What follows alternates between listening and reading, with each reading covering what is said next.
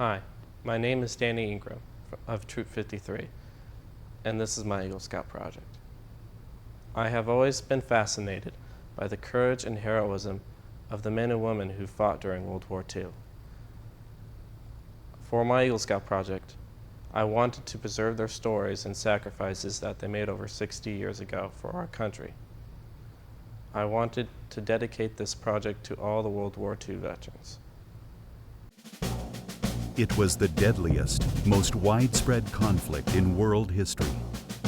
Heroes were made and battles were won. Over 60 years have passed since the end of World War II, but the local veterans of that global conflict should never be forgotten. These are your local heroes. My name is Bert Cardwell.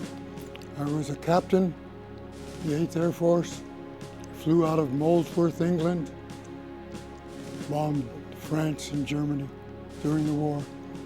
Flew with the 303rd Bomb Group, 427th Squadron.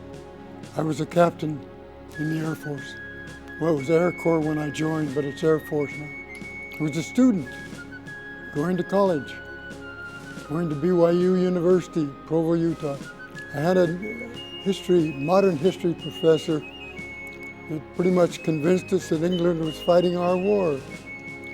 And then they had a recruiter come in and talked us all into joining. And of all of the male students of this teacher, every one of them enlisted. My name is Marion C. Morgan. I was a private first class in the Pacific Operations Theater during World War II. I was in the Pacific from August 1941 until January of 1945. I don't like to admit it, but I fibbed about my age. I was 16 and a half. I went in the National Guard on my 16th birthday. One of the main reasons I was, like a lot of young boys, having difficulty with my stepfather, and I was just not feeling comfortable at home at all. So that was one of my main reasons for going in the service so young. My name is L.B. Turnerman. I was a sergeant in the 82nd Airborne, World War II, Europe. My nickname was Termite all through the war, before and after. I was in Texas before I went in the Army. I was in college, University of Houston. I was just like everybody else. I was thrilled to death to go. My University of Houston class all went at one time. My name's Lindsay Hutchison. I was a sergeant, first class. We served in Belgium, in England, France, and Germany. I was drafted, but I wasn't scared to go. My name is Dean Clyde Johnson, and I was in the U.S. Navy. It was specifically the Navy Air Corps. I was just sort of coasting along, interviewing or wasting a lot of time, stalling time, almost like waiting for the war to come along so I could have something to do and occupy my time. So the main contact I had to the outside was my dear mother, who naturally, like good mothers do, they stand by their children, and we with her,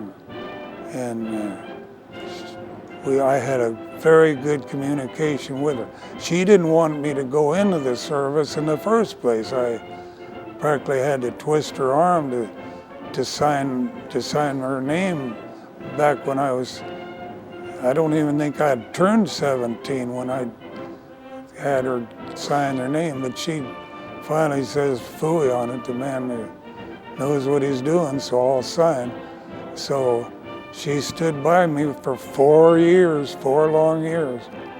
Then she had an older son, older than me, who also went in. And so she had 2 of us fighting the war at the same time.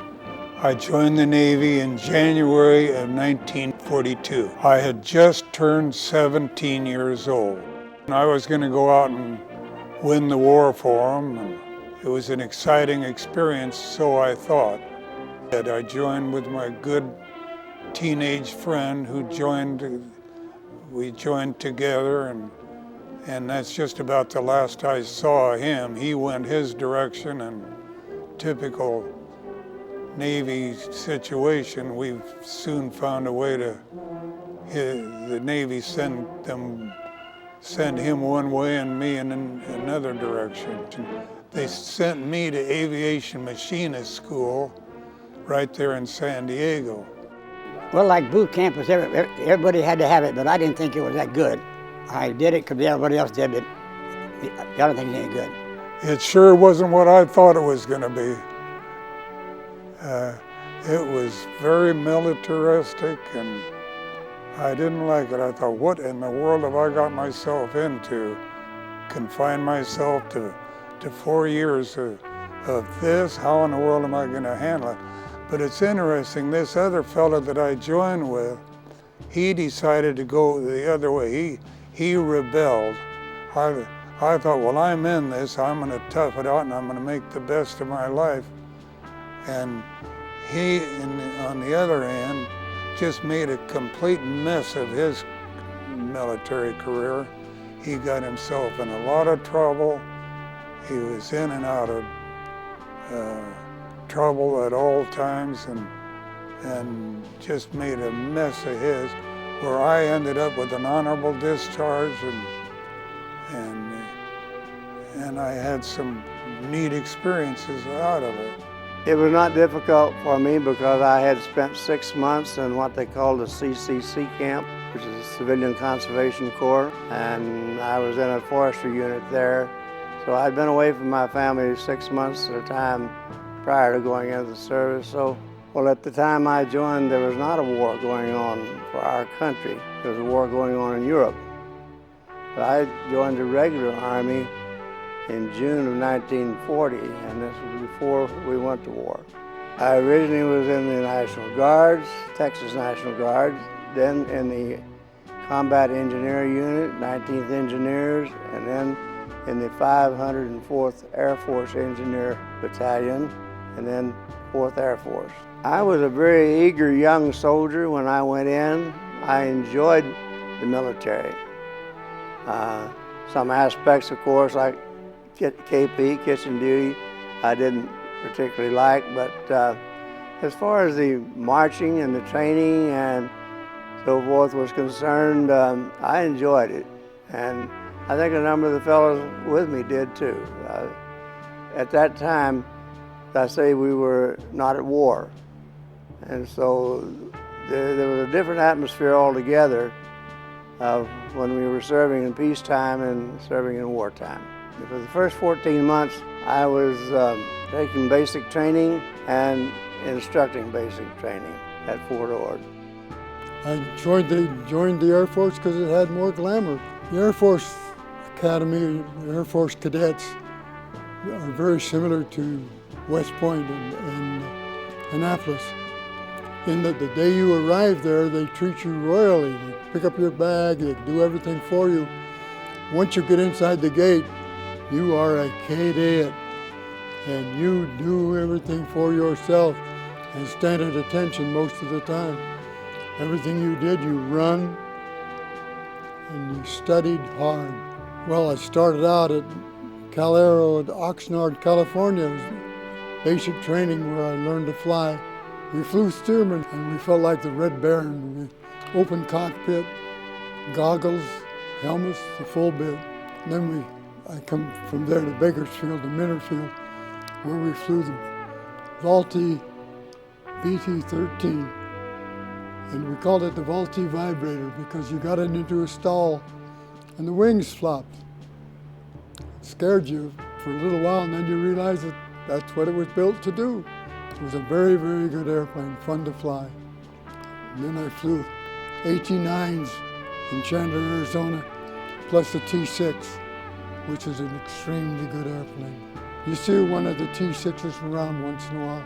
And from there I went to Chandler, Arizona, Williams Air Force Base, and received my commission in wings. From there I was sent to Sebring, Florida, where I went through a transition and was checked out in the B-17 Flying Fortress. It's a good airplane. very stable, very easy to fly. In fact, fun to fly. The only time you really had any trouble was landing and takeoff. But even then, it was a good airplane. Did very well for itself. I flew 25 missions. The worst one, I think, was the ball bearing works at Schweinfurt, Germany. I got a kick out of this movie, Saving Private Ryan. They said that in the movie there's a tank comes along, and the voice underneath said that you could hear the tank. And the fellow says, why could you hear the tank? And he says, because they had no ball bearings. They used a bronze copper bearing, which was very noisy. And they had no ball bearings because we had bombed Schweinfurt, Germany, the ball bearing works. Well, Schweinfurt, we lost 60 B-17s at one raid. The Germans were good. They were very, very brave and very well trained. The Germans had good equipment, and they were well trained in how to use it. And he'd split us out so that even your ball gunner had trouble catching him or getting a shot at him as he split us out of his attack. I told you about Goring's own squadron, the Yellow-Nosed Focke-Wulfs. When I first started flying, you saw them as a full squadron, or a group, I guess they would call it. But afterwards, you'd only see one once in a while. They broke them up and made them all group leaders and the best pilots they had. And I found out afterwards that these pilots had trained in Spain so that they were extremely good. And you've got to realize that the German, under the Treaty of Versailles, he couldn't train pilots. So Hitler or his henchmen traded their pilots in sailplanes. And a sailplane is basic flying, you have no engine. And they were good pilots. They knew what they were doing. All pilots, after their commission, before you could solo or fly it as an individual, you flew co-pilot. And I flew co-pilot for quite a while. And I guess I was about halfway through my missions. I flew 25 missions when I was checked out as a first pilot. Well, you had a crew of 10, and you had your pilot, co-pilot, navigator and bombardier, and then your gunners to make the rest of the crew. You had waist gunners, top turret gunner, ball turret gunner, and your tail gunner. But we shot down some airplanes. I think we got one or two, but they were good. They developed this split S to get out of fighting or get out of the battle information or area very quickly. They used to say, have you seen the light? And most people thought that that meant the light of religion. But what it was the Germans coming at you with their machine guns flashing and their 20mm cannon flashing. So you saw the light, and you joined the benevolent brotherhood of them that have been shot at.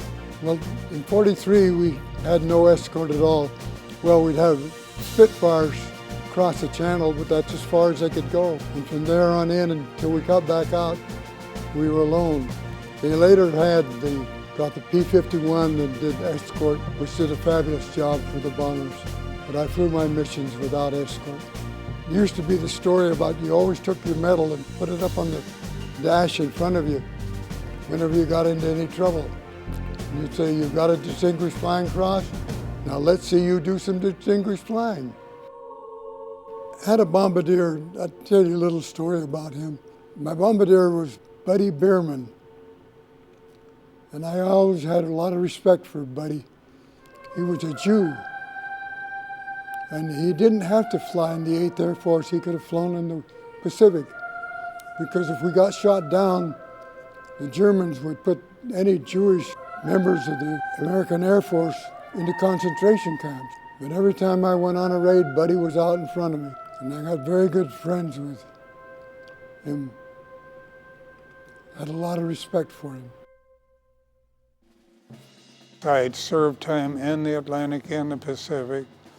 First half of my career was spent in the Atlantic in a rather exciting part of my Navy career, and the fact that it was sort of a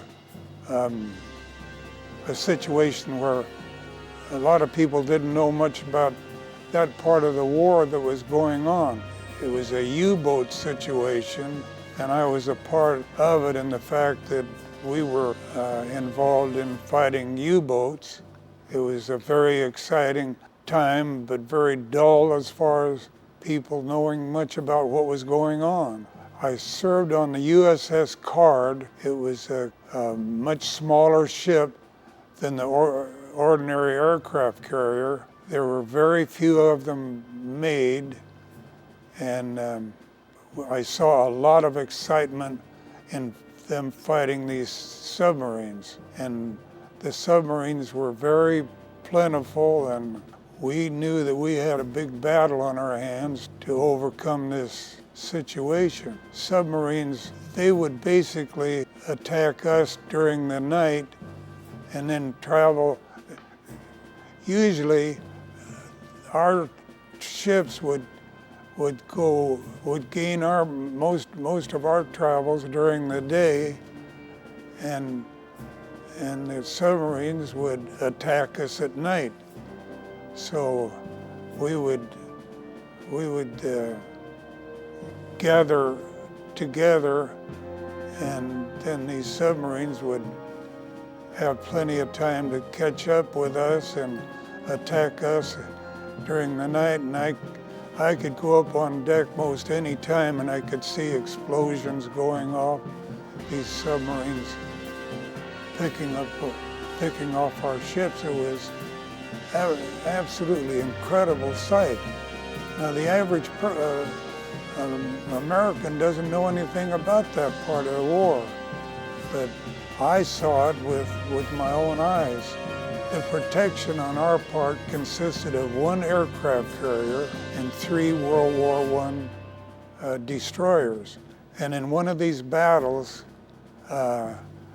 one of their submarines and one of our destroyers got in a surface battle, and it was just overwhelming, where our forces finally injured the submarine enough where